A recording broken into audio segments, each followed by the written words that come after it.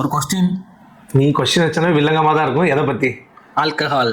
இதுக்கு நான் ஸ்டார்ட் பண்ணுறதுக்கு முன்னாடியே சொல்கிறேன், ஆல்கஹாலை எந்த விதத்துலையும் நான் ப்ரமோட் பண்ண மாட்டேன். சரி, நீ ஏதாவது வில்லங்கமான கொஸ்டின் வச்சுருப்ப, கேளு.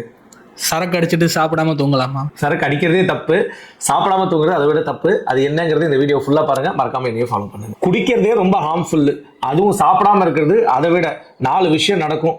ஓவர் நைட் வந்து ஆல்கஹால் குடிச்சிட்டு சாப்பிடாம இருந்தீங்கன்னா சுகர் ட்ராப் ஆகும். 2வது அசிடிட்டி, சிவியர் கேஸ்ட்ரைட்டிஸ் வர வாய்ப்பு இருக்குது. 3வது தூக்கம் வந்து இம்பேர் ஆகும். 4வது ஹேங் படத்தில் வர மாதிரி சிவியரா ஹேங் மறுநாள் இருக்கும். நம்ம ஆல்கஹால் குடிச்சிட்டு தூங்குறோம்னு வச்சுக்கோங்களேன், சாப்பிடாம பிளட் சுகர் ட்ராப் ஆகும். ஏன்னா லிவர் வந்து குளுக்கோஸ் ஓவர் நைட் ரிலீஸ் பண்ணும். அந்த ரிசர்வ்ஸ் ரொம்ப லிமிட்டடாக இருக்கிறதுனால சுகர் ட்ராப் ஆக வாய்ப்பு இருக்குது.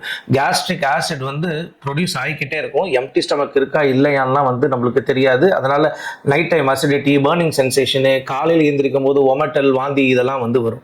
ஸ்லீப் குவாலிட்டி ரொம்ப இம்பேர் ஆகும். ஹங்கர் ஹார்மோன்ஸு, ஸ்ட்ரெஸ் ஹார்மோன்ஸு இது எல்லாமே நம்ம ஸ்லீப்பை வந்து டிரேஞ்ச் பண்ணும். ஃபைனலாக வந்து பார்த்தீங்க அப்படின்னா மசில் பிரேக் டவுன் இருக்கும். இதுதான் அவங்க ஹேங் ஓவருக்கு காரணம். மார்னிங் வந்து பார்த்தீங்கன்னா பயங்கர வீக்னஸ், ஹெட்ஏக் எல்லாம் வரும். அண்ட் 3வது விஷயம், சரியாக தண்ணியே குடிக்க மாட்டேங்கிறாங்க. அதுவும் ஒரு மேஜர் ரீசனாக இருக்கிறதுக்கு வாய்ப்பு இருக்குது.